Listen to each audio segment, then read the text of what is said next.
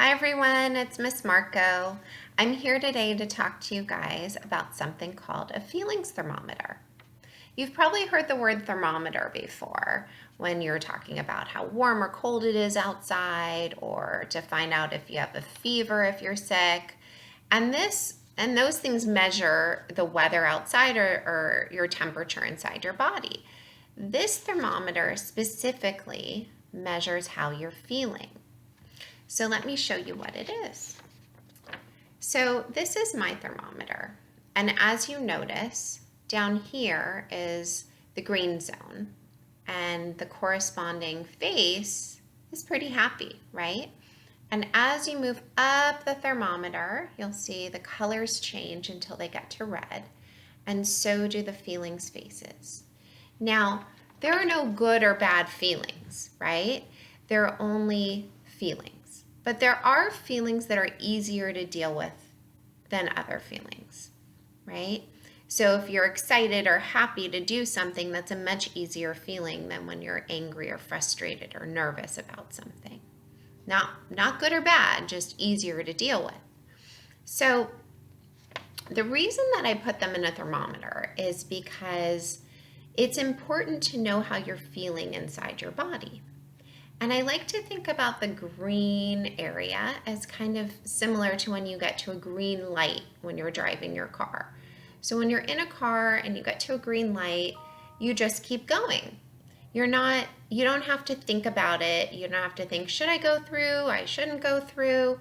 You just go because it's green. And same things when you're feeling the green feelings. These are easy feelings. You don't really need to examine them too much because they don't usually cause us a lot of difficulty.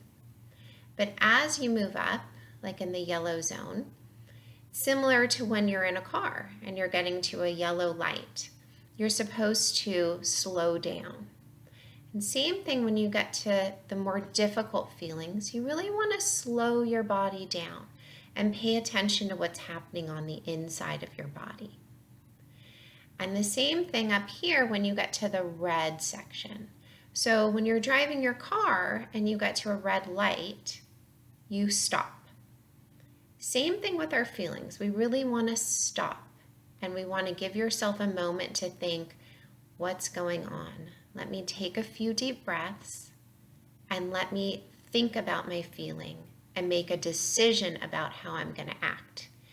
Because a lot of times, if we don't stop and think when we're up here, these feelings can feel so big and overwhelming that we might make a bad choice and do something that might harm somebody else or it might harm a relationship.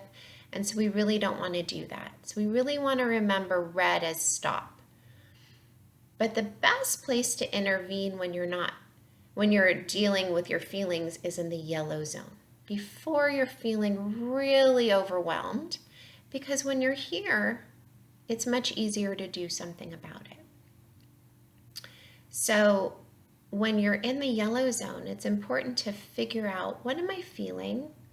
What helps me feel better when I'm feeling these feelings? And what helps me cope with my feelings?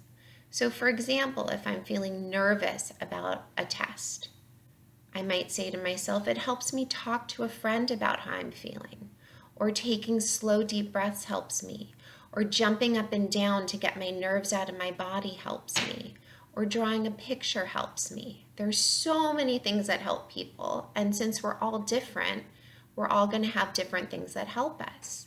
But it's important to know when you're leaving the green zone and going to yellow and red.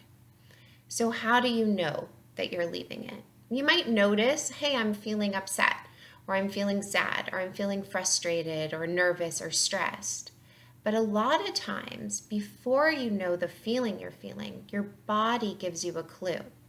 So your body might start to tighten up, your heart might beat faster, your breath might be shallower, and those are good clues that you've left the green zone. So it's really important to pay attention to your body, because your body, your mind, and your heart are all connected. So when we pay attention to our thoughts and feelings, We're going to notice where we are on this feelings thermometer. And you can use some of your ideas to help you move back down. Really important to pay attention to where you fall on this feelings thermometer. Thanks for listening. Bye.